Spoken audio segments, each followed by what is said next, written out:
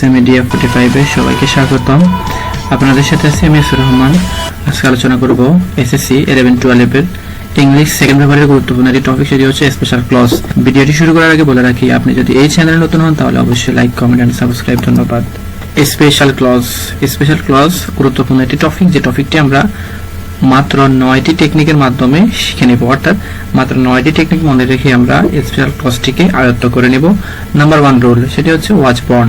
Was born শব্দের অর্থ হচ্ছে জন্মগ্রহণ করা। ওয়াজ বর্নের সূত্রটি আমরা কিভাবে মনে রাখবো, সেটি হচ্ছে যে খালি ঘরের পরে যদি in, on, at, time plus place থাকে তাহলে অবশ্যই ওই গ্যাপের মধ্যে ওয়াজ বর্ন হবে। আমি আবার বলছি, খালি ঘরের পরে যদি ইন, অন, এট অথবা টাইম প্লাস প্লেস থাকে তাহলে ওই গ্যাপের মধ্যে ওয়াজ বর্ন বসবে। যেমন mister Rahim is my brother, he was born in. এই যে এখানে ইন শব্দটি থাকার কারণে এখানের মধ্যে ওয়াজ বর্নটি ব্যবহৃত হয়েছে। অর্থাৎ খালি ঘরের পরে যদি in, on, at, time plus place থাকে তাহলে ওই গ্যাপের মধ্যে অবশ্যই বসবে ওয়াজ বর্ন। আমি যে প্র্যাকটিসগুলো এখানের মধ্যে দেখাবো তোমরা এগুলো অবশ্যই প্র্যাকটিস করবে। আর এই প্র্যাকটিসগুলো বিগত সালের বিভিন্ন ইয়ারের বোর্ড কোশ্চেনগুলো। যেমন smile is the symbol of versatile genius, he. এই যে এখানে ইন দেওয়া আছে, ইন দেওয়ার কারণে এখানের মধ্যে বসবে ওয়াজ বর্ন, কেননা in, on, at, time plus প্লেসের আগে অবশ্যই ওয়াজ বর্ন ব্যবহৃত হয়। Have you ever had the name of William Shakespeare, he. এই যে এখানে গ্যাপের পরে অন দেওয়া আছে, এই জন্য এই গ্যাপের মধ্যে বসবে was born. Number 2, as if, as though, as soon as long as। অর্থাৎ আমরা এই চারটা বিষয়কে আমরা একসাথে মনে রাখবো। as if, as though, as soon as long as। as if শব্দের অর্থ যেন, as soon as long as শব্দের অর্থ হচ্ছে যে মাত্র।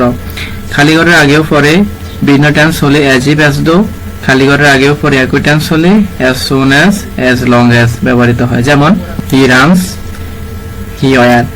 এই যে এখানে দেখো runs এবং were, runs হচ্ছে প্রেজেন্ট ইনডেফিনিট টেন্স আর were হচ্ছে past indefinite tense. Present indefinite tense এবং পাস্ট ইনডেফিনিট টেন্স, অর্থাৎ আগে হচ্ছে প্রেজেন্ট টেন্স, পরে হচ্ছে পাস্ট টেন্স। আগে এবং পরে ভিন্ন টেন্স হলে সেখানের মধ্যে বসে অ্যাজ ইফ, এর জন্য এখানে অ্যাজ ইফ ব্যবহৃত হয়েছে। যেমন এখানে আছে আই ওপেন, এই যে ওপেন এটা হচ্ছে ফার্স্ট ফর্ম ভার্বের, আবার এখানে হচ্ছে হেয়ার, হেয়ারটা ভার্বের ফার্স্ট ফর্ম। তাহলে আগে এবং পরে একই টেন্স হওয়ার কারণে এখানের মধ্যে ব্যবহৃত হয়েছে as soon as। তাহলে আমরা কি বুঝলাম, যে কোনো গ্যাপের আগে এবং পরে যদি একই টেন্স হয় তাহলে সেখানের মধ্যে বসে as soon as long as, আর ভিন্ন টেন্স হলে সেখানের মধ্যে বসে as if অথবা as though। এখানে গুরুত্বপূর্ণ একটা টিপস, এই টিপসটি অবশ্যই তোমরা মাথায় রাখবে, সেটি হচ্ছে as if, as though এর পরে সাবজেক্ট প্লাস were অথবা verb to। অর্থাৎ কোনো বাক্যের গ্যাপের পরে যদি দেখো সাবজেক্ট প্লাস were আছে তাহলে সেখানে চোখ বন্ধ করে দিতে পারবে as if, as though। এবার আমরা কিন্তু প্র্যাকটিস করি, প্র্যাকটিসগুলো হচ্ছে যেমন he acts, he were rich। যে এখানে were আছে, were থাকার কারণে এখানের মধ্যে বসবে as if, as though, অথবা আগে আছে এখানে acts প্রেজেন্ট ভার্বের প্রেজেন্ট ফর্ম, এখানে were আছে ভার্বের ফার্স্ট ফর্ম, ভিন্ন টেন্স, এজন্য এখানের মধ্যে বসবে as if, as though। এবার দেখো he tells the matter he knew। এই যে এখানে ভার্ব দেওয়া আছে কি tells, এখানে ভার্ব দেওয়া আছে tells, আবার গ্যাপের পরে ভার্ব দেওয়া আছে knew। tells হচ্ছে ভার্বের প্রেজেন্ট ফর্ম আর knew হচ্ছে ভার্বের ফার্স্ট ফর্ম, ভিন্ন টেন্স, এজন্য এখানের মধ্যে বসবে as if, as though। এবার দেখো the class started, I reached my college। এখানে started এটা হচ্ছে ভার্বের ফার্স্ট ফর্ম, reached হচ্ছে ভার্বের ফার্স্ট ফর্ম, তাহলে একই টেন্স আগে এবং পরে, জন্য এখানে বসবে as soon as long as। দেখো he tries to show off his knowledge in English, he speaks English, he were an Englishman। এই যে এখানে speaks ভার্বের প্রেজেন্ট ফর্ম দেওয়া আছে এখানে, আর এখানে were দেওয়া আছে ভার্বের ফার্স্ট ফর্ম, অথবা were দেখলে সেখানে মধ্যে ব্যবহৃত হয় as if, as though। দেখো এখানে একটু বাক্যটা ঘুরিয়ে দিচ্ছে, we reached the station, the train started। তাহলে এখানে reached হচ্ছে ভার্বের ফার্স্ট ফর্ম, started হচ্ছে ভার্বের ফার্স্ট ফর্ম, আগে এবং পরে ভিন্ন টেন্স, অথবা এজন্য এখানের মধ্যে বসবে as soon as long as। দেখো বাক্যের শেষে প্রশ্নবোধক চিহ্ন থাকলে এগুলো বসে, সেগুলো হচ্ছে হোয়াট ডাজ লুক লাইক, দেখতে কেমন, উড ইউ মাইন্ড, ভদ্রতা সহকারে কিছু চাওয়া, হোয়াটস ইট লাইক, যে কেমন হয়, হোয়াট ইট মানে হচ্ছে যদি এমনটি হয়। তো আমরা কিভাবে মনে রাখবো, মনে রাখার জন্য আমাদেরকে মাথায় রাখতে হবে যে বাক্যের শেষে প্রশ্নবোধক থাকিয়ে খালি ঘর দুটি হলে ওই বাক্যের মধ্যে বসে হোয়াট ডাজ লুক লাইক। অর্থাৎ বাক্যে যদি দুটি খালি ঘর থাকে এবং বাক্যে যদি প্রশ্নবোধক চিহ্ন থাকে তাহলে সেখানের মধ্যে বসবে what does look like. Example, যেমন দেখো এখানে তাজমহল, এখানে একটা শব্দ দেওয়া আছে আর এর আগে একটা গ্যাপ, পরে একটা গ্যাপ ছিল, এজন্য এখানে মধ্যে বসছে হোয়াট ডাজ, এখানে বসছে লুক লাইক। এবার দেখো বাক্যের শেষে প্রশ্নবোধক থাকি আর খালি ঘরের পরে যদি ভার্বের সাথে এনজি থাকে তাহলে উড ইউ মাইন্ড এবং হোয়াটস ইট লাইক, এই দুটোই বসে। তাহলে আমরা কোথায় বসাবো উড ইউ মাইন্ড, কোথায় বসাবো হোয়াটস ইট লাইক। এর জন্য মনে রাখবো কোনো কাজ বোঝালে সেখানে বসে উড ইউ মাইন্ড, কোনো ব্যক্তি বস্তু দোষ বা গুণ বোঝালে সেখানে বসে হোয়াটস ইট লাইক। যেমন দেখো উড ইউ মাইন্ড, এই যে দেখো এখানে গিভিং ভার্বের সাথে এনজি যুক্ত আছে, আবার এখানে কাপ অফ টি, যে তুমি আমাকে একটা কাপ চা দাও, এজন্য এখানে মধ্যে যেহেতু কাজকে বোঝানো হয়েছে এজন্য এখানে মধ্যে বসছে উড ইউ মাইন্ড। আবার দেখেন এখানে হোয়াটস it like talking Kamal's language, এখানে কামালের ভাষা সম্পর্কে এখানে বলা হয়েছে, এজন্য এখানে মধ্যে বসছে হোয়াটস ইট লাইক। আবার দেখো বাক্যের শেষে প্রশ্ন থাকিয়া খালি ঘরের পরে যদি সাবজেক্ট প্লাস ওয়্যার হয় তাহলে ওই খালি ঘরে হোয়াটস ইফ বসে, অথবা যে বাক্যের গ্যাপের মধ্যে would you mind what's it like what does look like বসবে না, কিন্তু ওই বাক্যের মধ্যে প্রশ্নবোধক চিহ্ন আছে তাহলে ওই বাক্যের মধ্যে বসবে হোয়াটস ইফ বসবে। অথবা গ্যাপের পরে যদি সাবজেক্ট প্লাস ভার্ব থাকে তাহলে সেখানে হোয়াট ইফ বসে। এবার এগুলো প্র্যাকটিস করবা তোমরা। প্র্যাকটিস করার জন্য দেখো এখানে ফাদার, এখানে দেখো আগস্ট, এখানে গ্যাপ আছে একটা দুইটা, এখানে আছে প্রশ্নবোধক চিহ্ন, জন্য এখানে বসবে what does look like. I am in short of time, the train is late. এই দেখো এখানে প্রশ্নবোধক চিহ্ন আছে কিন্তু গ্যাপ দুটি নেই, জন্য হোয়াট ডাজ লুক লাইক বসবে না। আবার এখানে ভার্ব ইজ এনজি যুক্ত নেই, জন্য এখানে মধ্যে do you mind what it লাইকও বসবে না, এই জন্য এখানে মধ্যে হোয়াটস ইট লাইকও বসবে না, এই জন্য এখানে মধ্যে বসবে হোয়াট ইফ। ঠিক আছে, আবার এখানে দুটি গ্যাপ আছে জন্য এখানে বসবে হোয়াট ডাজ লুক লাইক। আবার এখানে দেখো I have never travel by air, তো ট্রাভেলিং ইন দ্য স্কাই, এখানে মধ্যে আকাশের অবস্থাকে, আকাশে ভ্রমণের যে অবস্থা সেই অবস্থা বা অভিজ্ঞতাকে বোঝানো হয়েছে, এই জন্য অর্থাৎ এখানে একটা বস্তুর অথবা ভ্রমণের বিষয়কে বোঝানো হয়েছে, এই জন্য এখানে মধ্যে বসবে হোয়াটস ইট লাইক। ঠিক আছে, it is raining heavily closing the window, জানলা বন্ধ করার কথা বলা হয়েছে, বা যুক্ত আছে প্রশ্নবোধক চিহ্ন দেওয়া আছে উড ইউ মাইন্ড। আশা করি বুঝতে পেরেছো। উড রেদার বরং ভালো, নো সোনা হেড মানে যে মাত্র বাক্যের মাঝখানে দেন থাকলে এবং খালি ঘরের আগে সাবজেক্ট থাকলে উড রেদার বসে, বাক্যের মাঝে দেন থাকলে এবং খালি ঘর দ্বারা বাক্য শুরু হলে সেখানে নো সোনার হেড বসে। অর্থাৎ দেন যুক্ত বাক্যের মধ্যে উড রেদার এবং নো সোনার হেড এই দুটি বাক্য বসে। তবে খালি ঘরের আগে যদি সাবজেক্ট থাকে তাহলে সেখানের মধ্যে বসবে উড রেদার, আর খালি ঘরের আগে যদি সাবজেক্ট না থাকে অর্থাৎ বাক্যটি যদি খালি ঘর দ্বারা শুরু হয় তাহলে সেখানের মধ্যে বসবে নো সোনার হেড। যেমন দেখো I would rather dry than bake, এই যে দেখো এখানে দেন আছে, আবার এখানে খালি ঘরের আগে সাবজেক্ট আই আছে, এই জন্য এখানে উড রেদার বসছে। আবার দেখো এখানে দেন আছে, এখানে আবার এখানে বাক্যটা খালি ঘর দ্বারা শুরু হয়েছে, এই জন্য এখানের মধ্যে বসছে কি, এখানের মধ্যে বসছে নো সোনার হেড। প্র্যাকটিস করে দেখো হি স্টার্ট ইংলিশ দেন, এখানে দেন আছে দেখো, আবার এখানে সাবজেক্টের পরে খালি ঘর আছে, এই জন্য এখানের মধ্যে বসবে উড রেদার।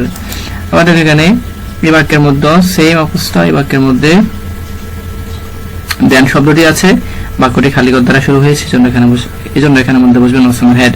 আরেকটি এক্সাম্পল দেখো এখানের মধ্যে, এখানে এই বাক্যের মধ্যে দেন শব্দটি আছে, আবার এই বাক্যটি খালি ঘর দ্বারা শুরু হয়নি, এই বাক্যটির আগে সাবজেক্ট আছে, গ্যাপের আগে সাবজেক্ট আছে, এজন্য এখানের মধ্যে বসবে উড রেদার।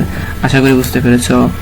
লেট অ্যালোন চিন্তা করা যায় না এমন, লেট অ্যালোন আমরা কোথায় বসাবো, মনে রাখবো বাক্যের প্রথম অংশটি নেগেটিভ হবে এবং ওই বাক্য দ্বারা কম বেশি বোঝাবে, কম বেশি বোঝালে ওই বাক্যের মধ্যে লেট অ্যালোন বসবে, অর্থাৎ অস্বাভাবিক কোনো কিছুকে বোঝাবে। যেমন দেখো he can not walk a mile let alone 10 Miles, দেখো এই বাক্যটি শুরু হয়েছে এখানে নেগেটিভ ওয়ার্ড দিয়ে, আবার এখানে দেখো এখানের মধ্যে কম বেশি, যেমন এখানের মধ্যে সে 1 মাইল হাঁটতে পারে না, আবার এখানের মধ্যে হচ্ছে 10 মাইল, তাহলে কম বেশি বা তুলনামূলক পার্থক্যকে বোঝানো হয়েছে, বাক্যটি নেগেটিভ ওয়ার্ড দিয়ে শুরু হয়েছে, অর্থাৎ বাক্যটি প্রথম অংশ নেগেটিভ, এর জন্য এখানের মধ্যে বসবে let alone.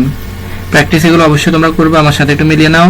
He loves his garden very much, he doesn't allow his son to pluck any flower, এখানে আদার চিলড্রেন, দেখো এখানে প্রথম অংশটি নেগেটিভ, মনে রাখবা বাক্যের নিকটবর্তী যে অংশ সেই অংশটিকে ধরে বাক্যের টেন্স এবং রুলসগুলোকে সমাধান করা হয়। দেখো এখানে কি বললো, ডাজন্ট অ্যালাউ হিজ সন, তাহলে এখানের মধ্যে দূরত্ব বোঝানো হয়েছে, এখানের মধ্যে তারতম্য বোঝানো হয়েছে, এই জন্য এখানের মধ্যে বসবে লেটার। আমরা দেখো for man struggles hard to survive in our country, he can not earn 200 টাকা, এরপর এখানে 2000 টাকা, যেমন দেখো এই অংশটি নেগেটিভ ওয়ার্ড দিয়ে শুরু হয়েছে, হি ক্যান নট আর্ন, আবার দেখো এখানে টাকা হচ্ছে 200, এখানে টাকা হচ্ছে 2000, তুলনামূলক পার্থক্য বোঝানো হয়েছে, জন্য এখানে বসবে লেট অ্যালোন। আবার দেখো they can not afford to buy a bike a car, অংশটি শুরু হচ্ছে নেগেটিভ ওয়ার্ড দিয়ে, এখানে এটা বাইক কিনতে পারে না সে একটা কার কিনবে, তুলনামূলক পার্থক্য বোঝানো হয়েছে, জন্য এখানে মধ্যে বসবে let alone. I can not remember the name of story the details about the different characters, আমি গল্পের নাম মনে রাখতে পারি না, লেট অ্যালোন গল্পের আমি ক্যারেক্টার মনে রাখবো। এই অংশটি শুরু হয়েছে নেগেটিভ ওয়ার্ড দ্বারা, যেমন দেখো আবার এখানে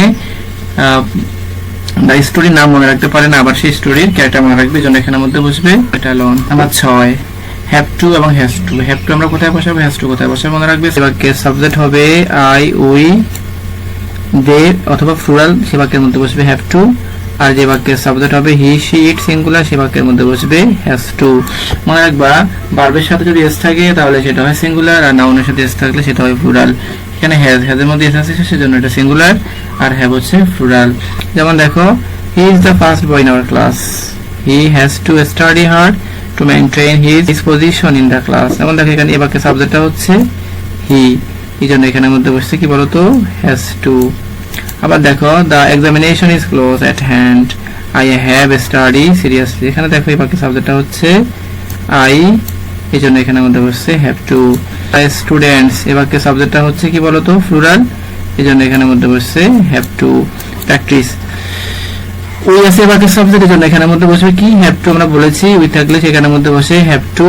এরপরে এ গুড সিটিজেন, এখানে একজন নাগরিকের কথা বোঝানো হয়েছে, এখানে সাবজেক্টটা হচ্ছে সিঙ্গুলার, এই জন্য এখানের মধ্যে কি বসছে হ্যাজ টু। এবার দেখো টাইম ইজ ওভার, এই বাক্যের সাবজেক্টটা হচ্ছে আই, এই জন্য এখানের মধ্যে বসছে হ্যাভ টু। এই বাক্যের সাবজেক্টটা হচ্ছে দে, এই জন্য এখানের মধ্যে বসবে হ্যাভ টু। ঠিক আছে, আশা করি বুঝতে পেরেছো। ধন্যবাদ সবাইকে, আসসালামু আলাইকুম।